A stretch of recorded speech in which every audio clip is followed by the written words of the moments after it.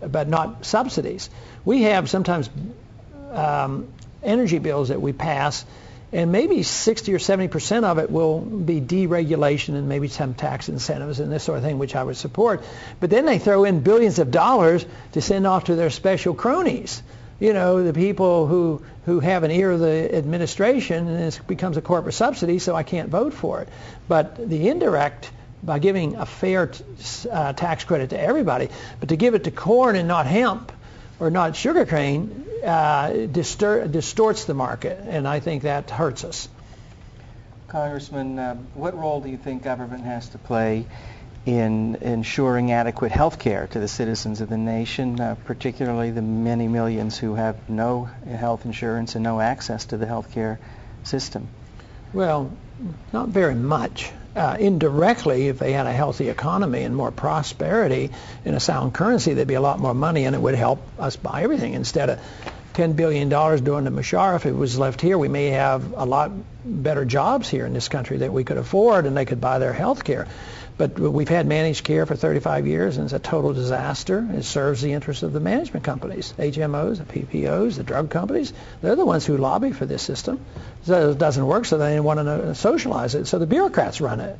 So if you want to help people, you have to believe that freedom really works, and it's the way to go. It existed for most of our history, and when I practiced medicine early, nobody was put out in the street. Churches ran hospitals. There was a lot of charity, and prices were much lower. So we shouldn't be intimidated to think that if government didn't do it, it wouldn't happen. But the truth is government has no money. I mean, they can't just say, well, you don't have insurance, we're going to give you money. Where are they going to get the money? Especially with the finances that we have today. But in light of all that, I still argue the case that I wouldn't put anybody out in the street. The current programs, that we have, matter of fact, I would, take care of them, but I'd have to save the money. You just can't print the money or borrow the money or tax. It won't work.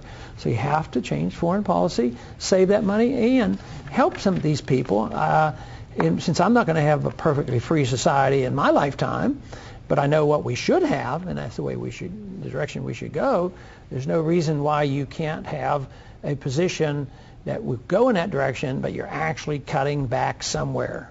Cut enough spending overseas to cut the deficit, help people, but I'm always offering to young people, and I think that's why they joined the campaign, is if you don't like the system, get out. You don't need to be in Social Security, and take one of these medical accounts where you can get all your money back from the taxes, set up your own fund, pay your own bills, buy your own major medical. And if the country is more prosperous, a healthy economy, there's a lot of people who then would end up buying their own insurance. But you've expressed some support in the past for a tax credit of some kind, haven't you, for individuals to... Yeah. How would that work? Well, I have them both for education and medicine, and as much as I could get to, which means the responsibility falls on the patient or the parents to educate their children. And they get all their money back from the taxes that they pay. Of course, others would say, well, no, the government won't have enough money then. If they are getting all their money back, that means you have to cut spending somewhere. But no, the tax credit is an in-between system, just like we talked about energy, whether it's medical, whether it's education, allow people a tax break when they assume responsibility for themselves. Congressman, on that note, I know you're very pro homeschooling, and how does that fit in terms of change from what's going on now, in terms of what support there is out there? Whether or not we can promote homeschooling? I'm sorry, what? Promoting homeschooling? Yeah, how would you make it? How would you promote it in a way that's not being promoted already? Well, just the bill that we just mentioned of the tax credits, homeschoolers would be able to deduct all their educational expenses, and it wouldn't cost them anything out of pocket because they'd get it back. And that means, under my bill, homeschoolers would get their money. If you went to private schools, you'd get your money back off your taxes.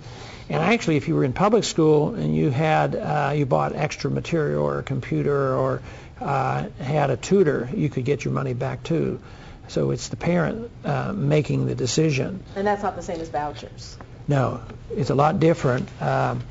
Vouchers under the Constitution would be permissible by the state.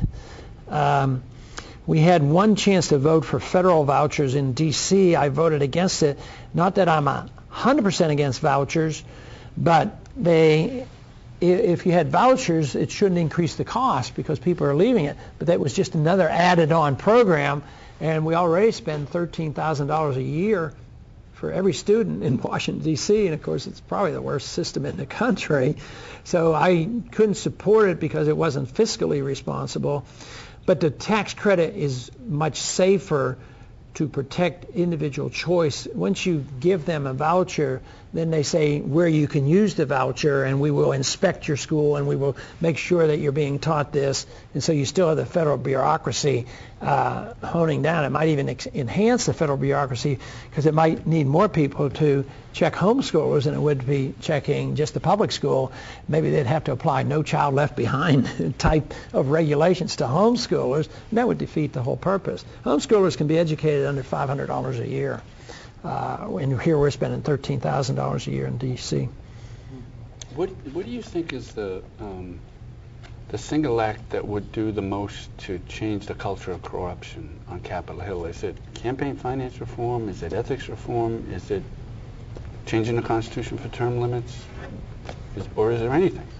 Ethical people in government right now, because even if you had all the corrections made, if you don't have ethical people, there'll still be corruption. But it's not a lack of law that the problem is too much power. They have all the money. They take our money, and they have the power, and they have the clout. So therefore, the incentive is there. So I'm against regulating petitioners, the lobbyists, as bad as they are. But that is a natural consequence of where's the action? The action is there. Go where the money is.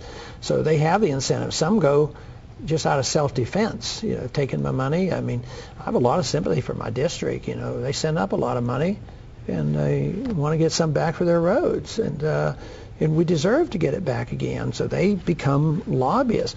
But it's the power that creates the lobbyists and the pressure, and then the people selling out. But the people who really got into trouble were dishonest and unethical.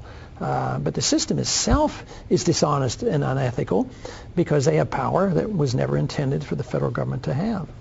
Congressman, I'd be interested in your thoughts on the presidential primary system as it exists today, and what type of reforms, if you think any, would be necessary, you would support.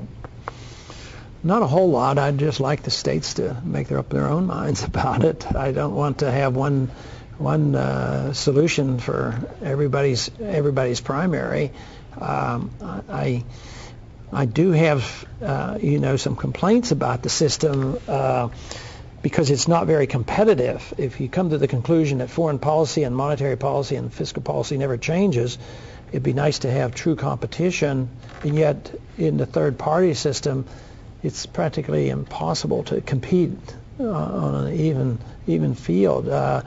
Because it's hard to get on ballots, it's hard to get into debates, and it's very hard to compete. So in many ways, we send our troops overseas to spread democracy, and there's a few democratic shortcomings in this country that can be rather annoying. But I try to be very careful not to overstep the bounds of the federal government. I did write some legislation on that. I had one that had to do with the presidential debates. But if presidential debates are held by a private organization, they shouldn't have the authority. But if the presidential debates are involving people who are using taxpayers' money, there was sort of a loophole on there. But now the special interests have gotten so powerful, they don't even want the taxpayers' money because that special interest money is even talks louder than taxpayers' money, and it's not as easy to regulate. Thank you, Congressman. And that brings to a close today's Telegraph editorial board interview with Congressman Paul. We'd like to thank the Congressman again for taking time out of his day to meet with us. And as always, we'd like to thank the students at Nashua High School North and South for helping to make this production possible. Until next time, thank you and have a good day.